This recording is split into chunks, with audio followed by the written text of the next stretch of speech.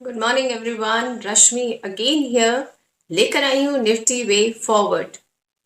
आज अ, मैं इसलिए आई हूँ ताकि हम लोग नेक्स्ट वीक की थोड़ी स्ट्रैटेजी बना लें, क्योंकि फ्राइडे को हम लोगों ने देखा कि मार्केट की मूवमेंट बहुत ही कम हुई और मार्केट इनडिसिसिवनेस के मूड में ही था, इनडिसिसिव था। उस वो डिसाइड नहीं कर पा रहा था कि वेदर वो अप जाए या डाउन जाए, और इसके पीछे रीजंस है जो कि मैं आज आपके सामने लेकर आई हूँ। मैं शेयर करना चाहती हूँ आपसे, सो दैट कि नेक्स्ट वीक की ट्रेडिंग हम लोग अच्छे से कर पाए। सो कंटिन्यू रहिए मेरे वीडियो के साथ और जानिए कि next week Nifty gap up और गैप डाउन किसके साथ रहता है। सो बने रहिए and do watch the full video.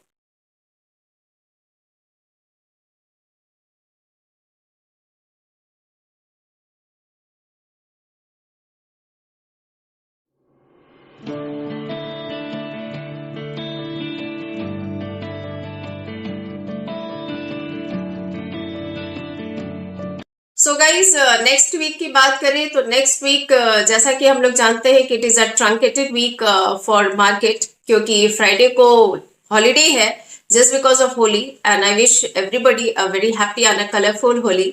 सो हम लोग देखें तो ये 4 दिन का ही ट्रेडिंग हमारे पास है, और उसके लिए अगर हम लोग मार्केट की तरफ गौर करें तो हम लोग देख रहे हैं कि पिछले 3 दिनों में एक वी शेप रैली आई मार्केट में।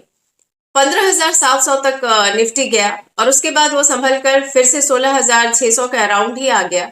तो और टेक्निकली हम लोग देखें तो अभी भी मार्केट जो है दैट इज 200 डेज एसएमए के नीचे ही है, एंड 20 डेज एसएमए के भी नीचे है, मैं बता दूं। सो गाइस, बात वही है कि अनटिल एंड अनलेस ये 200 डेज को क्रॉस ना करे निफ्टी और 16,900 के ऊपर ना जाए, और अगर 16,900 को ये ब्रेक करता है और 17,000 तक जाता है, तभी हम लोग कंसिडर कर सकते हैं, क्योंकि 17,000 जो है that is a psychological figure in the market. और इसके ऊपर अगर ये क्रॉस करता है तभी हम लोग मार्केट को एक स्ट्रॉन्ग मार्केट, स्टॉक मार्केट या निफ्टी बोल सकते हैं, क्योंकि तभी ये गेन कर पाएगा अपनी स्ट्रेंथ।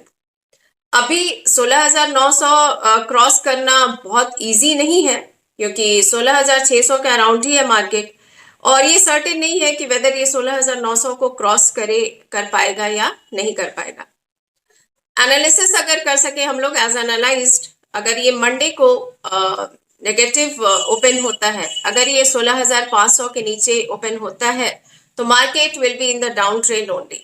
लेकिन अगर ये 16,500 के ऊपर ओपन होता है और ये 16,750 के ऊपर गया, और अगर ये इसके 16,750 के ऊपर को भी क्रॉस करता है, 16,900 की बात करें जैसा मैंने बताया, अगर ये उसको ब्रेक करता है तो हम लोग मंडे को ये सोच सकते हैं कि मार्केट में एक पॉजिटिविटी आ रही है और मार्केट एक अपवर्ड ट्रेंड में हो सकता है जाएगा। सो वी कैन से कि नेक्स्ट वीक के लिए अगर हम लोग देखें तो सपोर्ट जोन जो हम बोल सकते हैं that is 16,200, and next support zone that will be the psychological figure again that is 16,000। और अगर ये उसके नीचे गिरा, 16,000 के नीचे गिरा, तो जैसा मैंने पहले भी बताया था कि ये 15,500 तक गिर सकता है। सो ये तो बात थी। अब हम लोग रेजिस्टेंस जोन की बात करें तो रेजिस्टेंस जोन अगेन मैं बताऊंगी कि 16,900 से 17,000 तक रेजिस्टेंस जोन हमारा हो सकता है। But the main thing is that fundamentally अगर हम लोग देखें तो market is very weak. Reasons आपको पता ही है, आप चारों तरफ अपने इवेंट्स को देख ही रहे हैं। सबसे पहला और रियल इशू जो है that is the Russia Ukraine war, क्योंकि हम लोग ये सर्टेन नहीं है इस वॉर में कि वॉर अभी किस डायरेक्शन में जा सकता है। ये अगर जैसा कि आप जानते हैं कि ये वॉर जैसा बिहेव करेगा, मार्केट भी उसी के अकॉर्डिंग बिहेव करेगा। नेक्स्ट, जो प्रेशर है क्रूड ऑयल पे वो अभी भी है। अगर क्रूड ऑयल का प्राइस जब तक $100 के नीचे नहीं जाता है तब तक हम लोग मार्केट को स्ट्रॉन्ग नहीं मान सकते हैं, क्योंकि ऑटोमेटिकली इफेक्ट कर रहा है अपने कमोडिटी प्राइसेस को।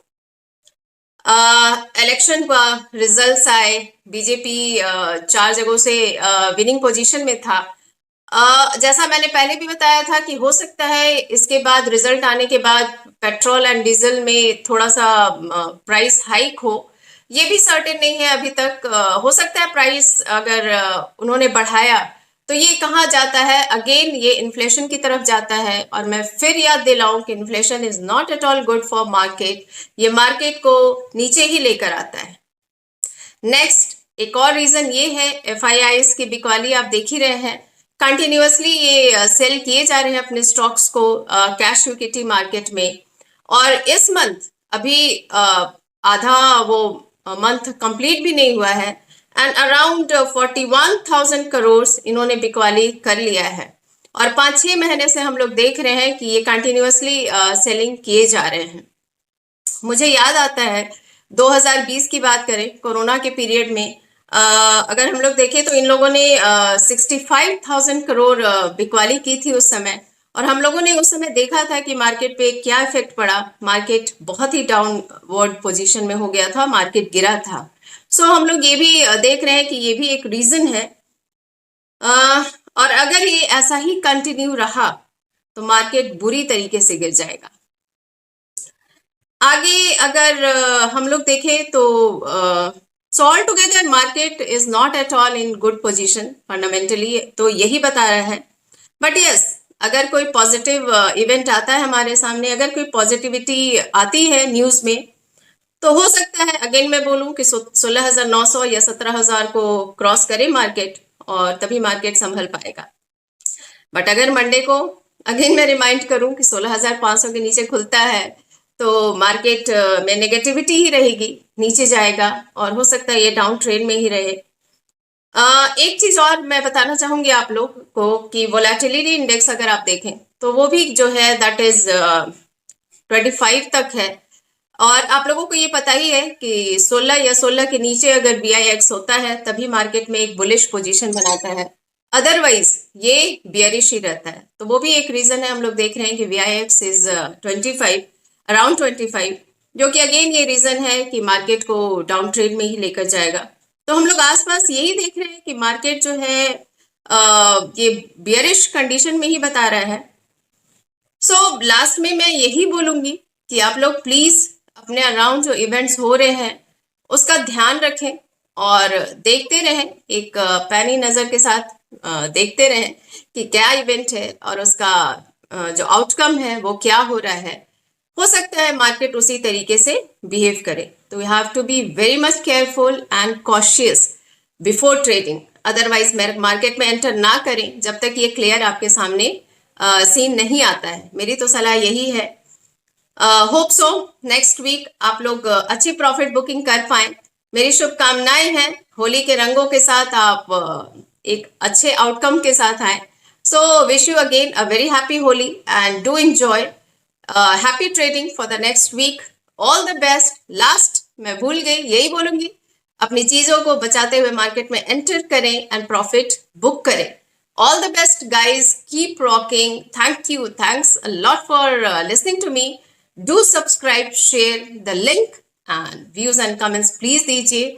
Thank you so much. Bye bye. Take care.